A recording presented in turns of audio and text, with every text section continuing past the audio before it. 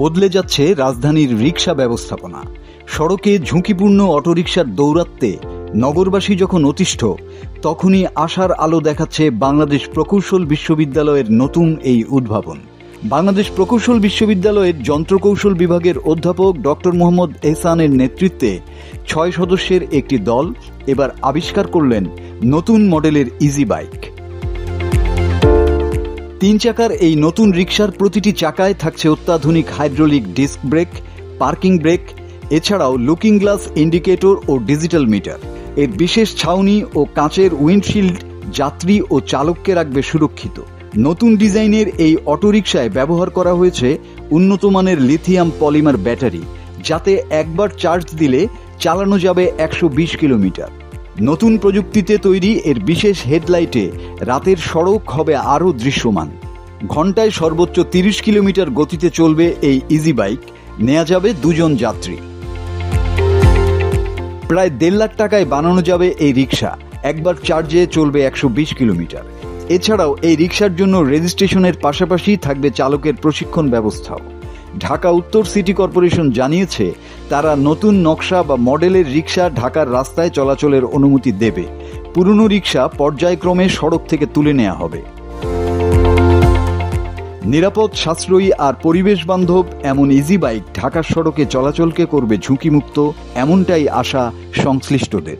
তার প্রেক্ষিতে আমাদেরকেও সরকারের পক্ষ থেকে জানানো হয়েছিল যে এই স্ট্যান্ডার্ডাইজ করার কাজটা বুয়েট করতে পারবে কিনা। তার ভিত্তিতে আমরা স্ট্যান্ডার্ডাইজেশনের কাজটা হাত দিই। তা আমরা যেটা করেছি, আমরা নতুন করে প্রথমে ডিজাইনে না গিয়ে সারা দেশে ছড়িয়ে থাকা প্রায় 12-13 রকম কনফিগারেশন ইজি বাইক চলছিল, সারা দেশে ঘুরে ঘুরে আমরা সেগুলোর ব্যাপারে তথ্য সংগ্রহ করেছি, করে ওই ইজি বাইকগুলোর সুবিধা অসুবিধাগুলো আমরা আইডেন্টিফাই করার চেষ্টা করেছি এবং আমরা কনসিডারেশনের মধ্যে নিয়ে আসছি। এই জিনিসগুলোকে ইনকর্পোরেট করে আমরা আমাদের নতুন ডিজাইনটা নিয়ে এসছি, যার ফলে নর্মাল ইজি বাইকে যে প্রবলেমগুলো হয় সেগুলা আমরা আশা করি এগুলো তো হবে না। এখানে যাত্রীরা যারা চলবেন তার চেয়ে আগের চেয়ে অনেক নিরাপদ বাহনে চলতে পারেন। 16টা মেকানিক্যাল এবং ইলেকট্রিক্যাল ফিচার এখানে যুক্ত করেছি বা আগের গুলোকে আপগ্রেড করেছি। আমাদের সার্ভে শো আমরা দেখেছি যে যখন দেশের বিভিন্ন জায়গায় ইজি বাইক চলে, তাদের মূল একটা কমপ্লেইন সবার আছে ব্রেকিং সিস্টেম নিয়ে। কারণ এগুলা মেকানিক্যাল ব্রেকিং সিস্টেম ছিল, প্রপারলি সবসময় এটা মেনটেনেন্স করা হতো না, যার ফলে অনেক সময় ব্রেক দুর্ঘটনার কারণ হয়ে দাঁড়াতো। সো আমরা এখন অন্যান্য গাড়িতে যেরকম হাইড্রোলিক ব্রেক ব্যবহার করা হয়, এখানে হাইড্রোলিক ব্রেক ইন্ট্রোডিউস করেছি। 3 চাকায় আমাদের হাইড্রোলিক ডিস্ক ব্রেক এবং ড্রাম ব্রেক ব্যবহার করা হচ্ছে। এছাড়াও আপনারা দূর থেকে ফিচারটা দেখলে দেখবেন আমাদের দেশে অধিকাংশ ইজি বাইক যেগুলো চলে সেটার লাইটিংটা গ্লাসের ভিতরে সেট করে। পৃথিবীতে খুব কম ভেহিকেল কিন্তু লাইটিং বডির ভিতর থাকে, সবারই লাইটিং থাকে বডির সামনে। তো আমরা এখানে এই ডিজাইনটাই সেটা চেঞ্জ করে দিয়েছি। আপনার অন্যান্য গাড়ির মতো ভেহিকেলের বাইরে হেডলাইট গুলো চলে আসছে এবং আমরা একটি বিশেষ ধরনের হেডলাইট ইউজ করেছি এলইডির, যেটার মাধ্যমে আমরা লাইটটা কাছে দূরে করতে পারি। আমরা অন্যান্য ইন্ডিকেটর লাইট যেগুলা ট্রাফিকের জন্য লাগে সেগুলো এখানে ইন্ট্রোডিউস করেছি। আমরা আরেকটা জিনিস এখানে ইন্ট্রোডিউস করেছি, সেটা হচ্ছে রিজেনারেটিভ ব্রেকিং ইউজ করার। আমরা যে ইলেকট্রিক মোটরটা ব্যবহার করেছি, এটা যখন ব্রেক করি তখন মোটরটা জেনারেটর হিসেবে কাজ করে এবং কিছুটা পরিমাণ বিদ্যুৎ রিচার্জ হলেও বেড়ে যাবে। আমরা এর গঠনটাও স্ট্যান্ডার্ডাইজ করে দিয়েছি। স্ট্রাকচার অফ দা চেসিস কিরকম হবে, কি ধরনের মেটেরিয়াল দিয়ে তৈরি হবে, পেইন্টিং এর কোয়ালিটি কিরকম হবে, তারপর এর দৈর্ঘ্য প্রস্থ উচ্চতা কতর মধ্যে রাখতে হবে। কারণ এগুলোর সাথে আরেকটা বড় গুরুত্বপূর্ণ ব্যাপার হচ্ছে এটা স্পিডটা লিমিট করে দেওয়া হচ্ছে। এই যানবাহনগুলো আমরা স্বল্প গতি 30 কিলোমিটার পর্যন্ত স্পিড ওঠানোর ব্যবস্থা রেখেছি। এখানে প্রযুক্তিটাই এমন যে গাড়িতে লোক কম থাকুক আর বেশি থাকুক, গাড়িটা কিন্তু 30 কিলোমিটার চেয়ে বেশি স্পিডে চলতে পারবে না। সেই হিসাবে লো স্পিডে চলতে পারে এবং প্রপার ডাইমেনশন মেনটেন আমরা করতে পারি, তাহলে অ্যাক্সিডেন্টের পরিমাণ অনেক কম হবে। আমরা দেখবেন একটা হাফ ডোর ইন্ট্রোডিউস করেছি, কারণ দরজাটা না দিলে আপনি গাড়িতে নির্দিষ্ট সংখ্যক যাত্রী বসানোটা মেনটেন করতে পারেন না। এক সিটে 2 জনের পরিবর্তে 4 জন বসবে এবং তখন কিন্তু ইনস্টেবিলিটিটা তৈরি হয়, তখন কিন্তু দুর্ঘটনা ঘটার চান্স বেড়ে যায়।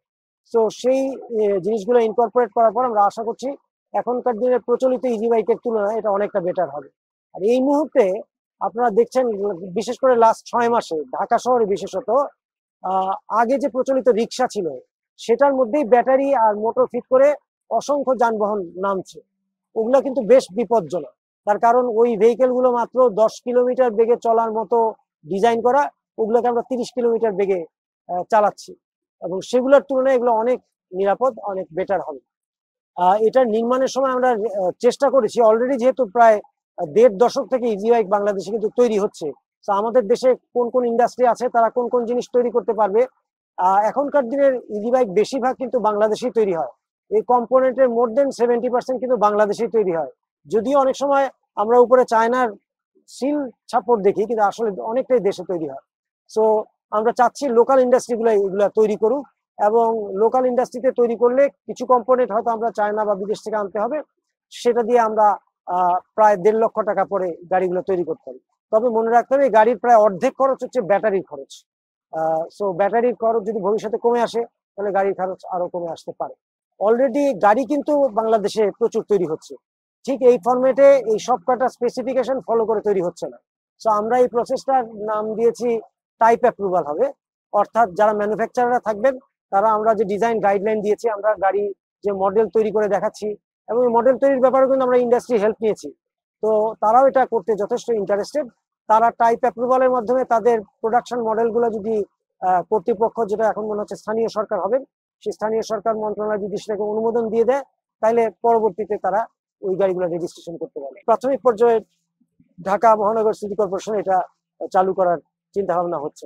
বলতে পারি যে আমি যখন পে করে একটা কমার্শিয়াল ভেহিকেল, দিনের ভেহিকেল গুলো আমাদেরকে সামহাউ নিয়ে হয়তো যাচ্ছে, এই নিশ্চয়তা যে এটা কোনো অ্যাক্সিডেন্ট হবে না অথবা গাড়িটা সেই কোয়ালিটির, এটা আমরা কিন্তু এনশিওর করতে পারছি না।